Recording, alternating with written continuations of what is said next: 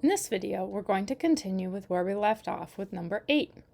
So number 8 is x plus 3 times x plus 4. And we've already seen how to multiply this out using FOIL.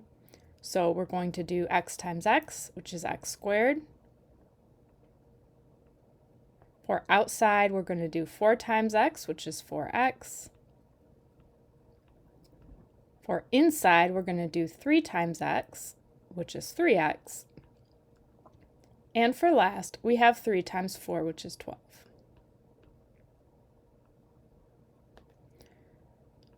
Then we can combine the middle two terms to get 7x. So we have x squared plus 7x plus 12.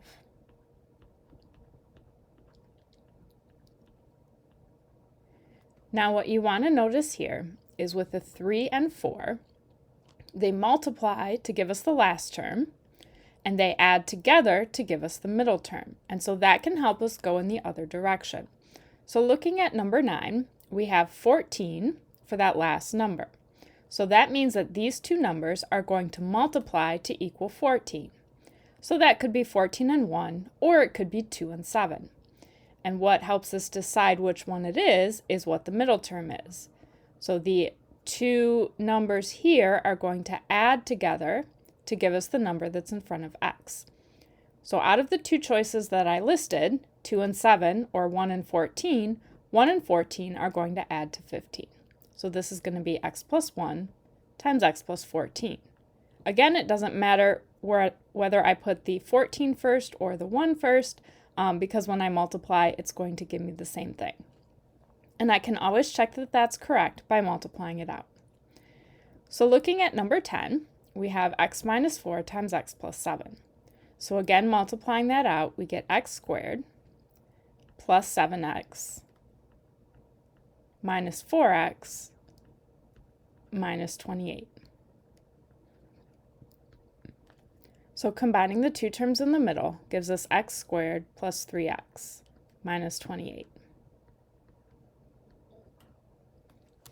So what makes this problem different from the last one is that now we have a negative 28. So that tells us that when we're multiplying two numbers to get negative 28, one of them has to be negative and one of them has to be positive. So looking at number 11, we have x squared minus 3x minus 28. So we're still multiplying to equal negative 28, and we're still adding to get a negative 3 this time instead of a positive 3. So we're going to have x and x. Now this time, in order to add to equal negative 3, we need to have the 7 made negative and the 4 made positive. So it needs to be x minus 7 and x plus 4. And again, we could multiply this out to check to make sure that we get what we have on the right side. Looking at number 12, we have x squared minus 15x plus 54. So our two numbers are going to multiply to positive 54.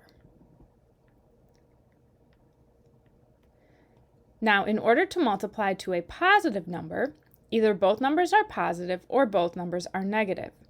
When we look at the minus 15 here, we see that it's negative, and so what that means is that both numbers, when we're adding them together, we're going to get a negative number. So when we're adding these middle two, if they're both negative, they will add to a negative number and multiply to a positive number. So that tells us that they're both negative. Now I'm looking for two numbers that multiply to 54. I could make a list if I wanted to, 9 and 6. It could be 18 and 3, 54 and 1, 27 and 2. But the one that's going to add to 15 is going to be the first one, 9 and 6. So x minus 9 times x minus 6. For number 13, we have x plus 3 times x minus 3. So when I multiply this out using FOIL, we get x squared minus 3x plus 3x minus 9. So what happens here when I go to combine the middle two terms is they cancel out, and it's just x squared minus 9.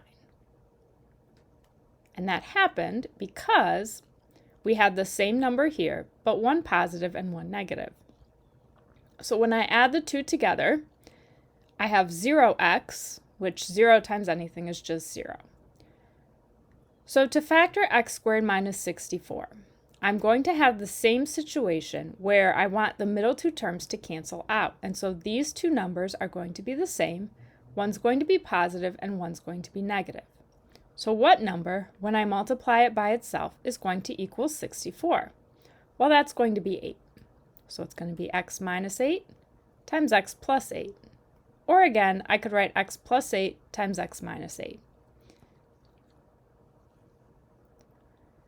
Looking at number 15, we are looking here for two numbers that they multiply to 144 and add to 24. Well, I know that's going to be 12 and 12. And since these signs are both positive, they're multiplying to positive 144 and adding to positive 24, they're both going to be positive 12. So we have x plus 12 times x plus 12. So we have the same number here, but because both signs are positive, we don't get that canceling out in the middle. Now let's look at number 16. We have 2x squared plus 48x plus 288. And we see that we have a 2 on the outside. So looking at this, I can see, compared to number 15, each of the terms here is multiplied by 2. So I can take the 2 out of each of these and get exactly what I have in number 15. X squared plus 24x plus 144.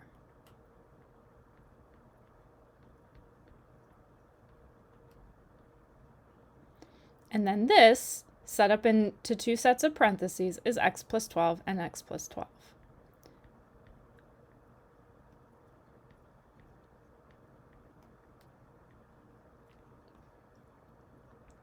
Finally, number 17. This one is 3x squared plus 15x plus 18. So when you see these that have a number in front of x squared that is a factor for all three terms, what you want to do is take that factor out first. So I'm going to take the 3 out. That's going to leave me with x squared plus 5x plus 6. So 3 is going to be on the outside. And then I'm going to think about what my parentheses are going to be. I'm looking for two numbers that multiply to 6 and add to 5. So that's going to be 2 and 3. And they're both positive because they're multiplying to a positive number and adding to a positive number. So it's going to be x plus 2 times x plus 3 with a 3 out in front.